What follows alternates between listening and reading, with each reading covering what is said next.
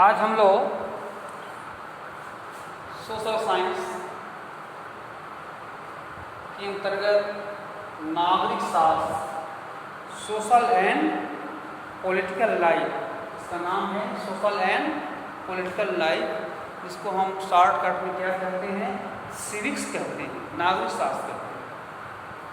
इसके हम लोग चौथा अध्याय भी पढ़ा और ये पांचवा अध्याय है, न्यायपालिका। न्यायपालिका इसका मतलब क्या है कि न्याय को पालन करने का कोई समूह, कोई आदमी या कोई व्यक्ति या कोई समिति या कोई तंत्र, न्याय जहाँ की न्याय मिलता है, जहाँ क्या मिलता है, न्याय मिलता है। जो अन्याय करता है तो दूसरे न्यायी आदमी क्या करता है, मुकदमा दायर करता है और वहाँ न्याय के लिए जाता है। जैसे कोई चोरी करता है तो जनता किसको खोजेगी, वो नज़दीक के जो न्यायपालक हैं अर्थात थानाध्यक्ष हैं उसके पास जाएगा और रिपोर्ट FIR दर्ज कराएगा कि मेरा ये सामान चला गया है या मेरे धन को या मेरे ज़मीन जगह को इन लोगों ने घेरा, लूटा, या जो घटनाएं होती है इस प्रकार की बातों को रपट के रूप में, रिपोर्ट के रूप में, जिसको फर्स्ट इंफॉर्मेशन रिपोर्ट कहते हैं, वो दर्ज कराता है और उसी समय से वह पुलिस और दरोगा अर्थात थानाध्यक्ष उसके नामित रिपोर्ट पर उस व्यक्ति को कैप्चर करता है, ले जाता है और उसे पूछताछ करता है और उसे न्याय दिलाने का प्रयास करता है। इसी प्रकार से हमारे देश में जो न्याय कानून बनाने वाले लोग हैं वे अलग हैं, हमारे राजतंत्र हैं, और यह कानून जब बन जाता है तब इसको न्यायपालिका समिति में अर्थात वहाँ इसको भेज देते हैं कि ये कानून बन गया, इसके तहत आप काम करें। तब भैया बहनों वो क्या होता है कि उस कानून के अंतर्गत वो तंत्र जो है विभिन्न प्रकार के जो हमारे प्रांत हैं सही प्रांतों में उसको भेजते हैं और प्रांत क्या करता है, सभी थानों पर, सभी कोर्ट कचहरी में नियम क्या है, उस नियम के तहत उस न्याय को दिलाने में सफल होता है।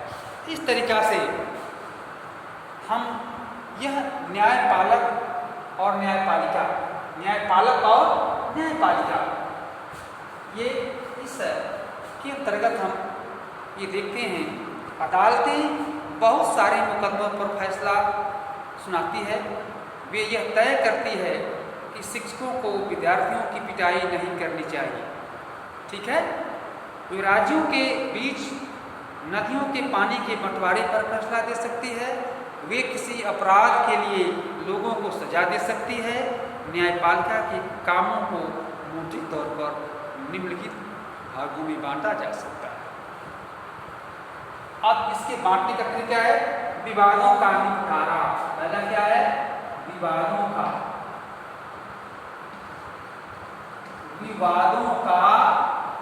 निपटारा, जैसे बताया गया, विवादों का निपटारा।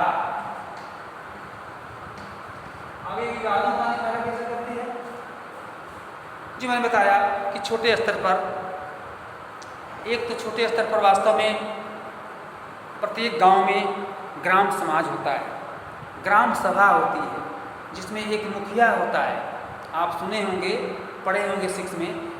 वह मुखिया क्या करता है कि ग्राम विकास का सभी दायित्व उसके ऊपर है, वो उसके जवाबदेही है। तो कोई विवाद होता है तो पहले व्यक्ति क्या करता है कि अपने ग्राम प्रधान के पास जाता है और वहाँ अपने विचार को रखता है, अपने जो न्याय है, अपने जो झगड़ा है, जो डिस्प्यूट है, उसको सामने रखता है।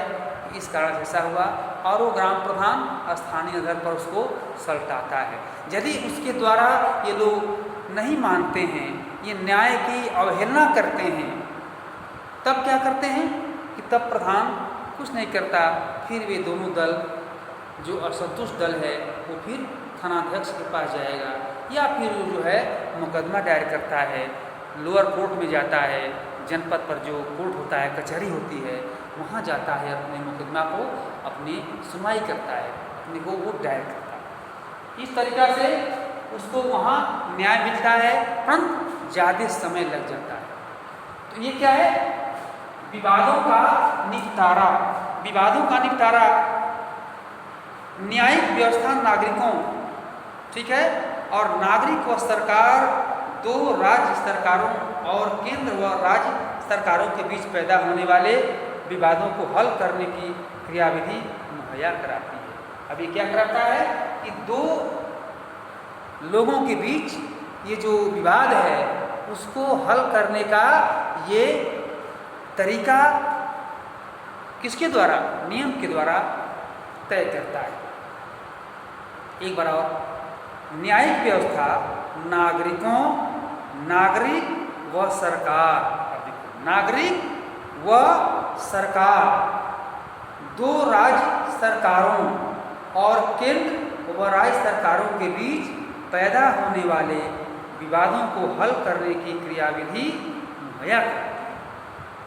देश के बीच, दो व्यक्तियों के बीच, राज्यों के बीच, जैसे कुछ राज्यों के बीच नदी का झगड़ा, कावेरी जल विवाद जो शुरू हुआ था, ऐसे झगड़ा को निपटारा करने का ये नियम बनाती है। न्यायिक समीक्षा, न्यायिक समीक्षा,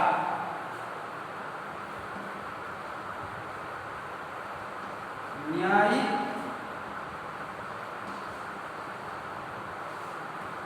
समीक्षा। अब देखिए ये न्यायिक समीक्षा क्या है? संविधान की व्याख्या का अधिकार मुख्य रूप से न्यायपालिका के पास ही होता है। इस नाते यदि न्यायपालिका को ऐसा लगता है कि संसद द्वारा पारित किया गया कोई कानून संविधान के आधारभूत ढांचे का उल्लंघन करता है तो उस कानून को रद्द कर सकती है। इसे न्यायिक समीक्षा कहा जाता है, न्यायिक समीक्षा कहा जाता है। ठीक है, कि हम समीक्षा करते हैं कि वास्तव में नियम ये है, वो किसी नियम को रद्द करता है, ये नहीं मानता है, तो उसके पास वो अधिकार है कि वो नियम के खिलाफ भी उस चीज़ को रद्द कर सकता है। अर्थात संविधान की व्याख्या अधिकार मुख्य रूप से न्यायपालिका के पास ही होता है।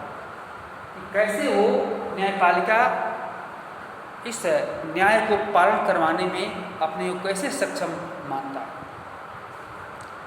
और इस नाते यदि न्यायपालिका को ऐसा लगता है कि संसद द्वारा पारित किया गया कोई कानून, जैसे सरकार द्वारा, संसद द्वारा मतलब कि सरकार द्वारा जो कानून बैठ करके लोग बनाते हैं और जो राष्ट्रपति के द्वारा अनुमोदन होता है, पारित होता है, उसमें क्या कमी है, सरकार द्वारा, संसद द्वारा पारित किया गया कोई कानून संविधान के आधारभूत ढांचे का उल्लंघन करता है।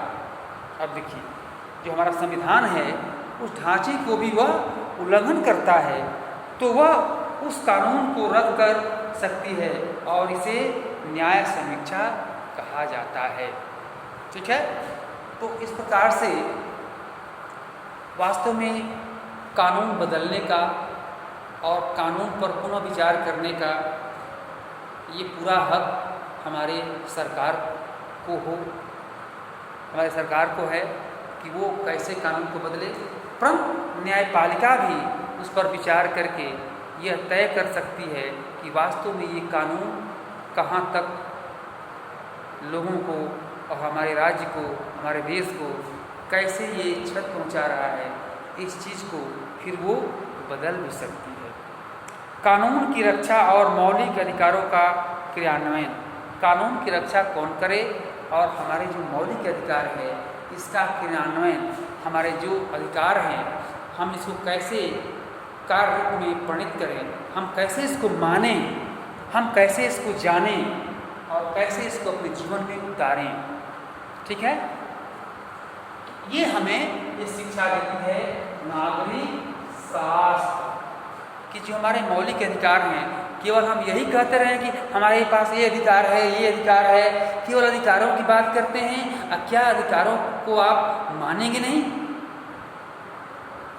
तो ये अर्थात वेद से लपेट करना, जो हमारा अधिकार है उसको आप कहते हैं कि इस प्रकार का अधिकार है, मेरा अधिकार है हंसने का। आप देखो कोई धीरे से क्या कहता है कि आप हंसने पर ही मना करेंगे, मेरा अधिकार है हंसने का। अरे तुम्हारा अधिकार है हंसने का, तो कैसे हंसने का, किस बात पर हंसने का? ये चीज़ जो है अपने आप को वो व्यक्त समझता है कौन?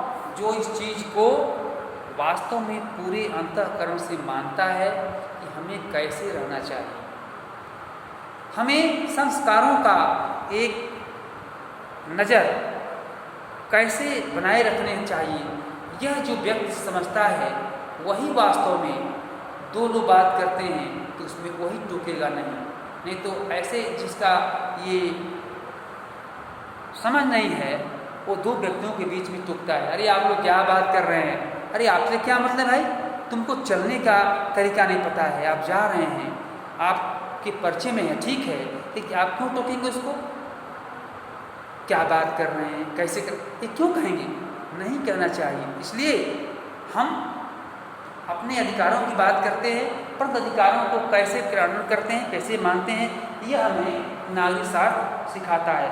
देश के किसी भी नागरिक को ऐसा लगता है कि उसके मौलिक अधिकारों का उल्लंघन हुआ है तो वह सर्वोच्च न्यायालय या उच्च न्यायालय में जा सकता है।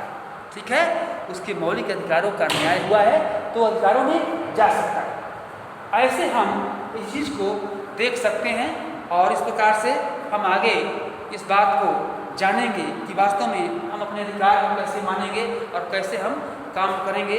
इसको आगे हम और पढ़ेंगे।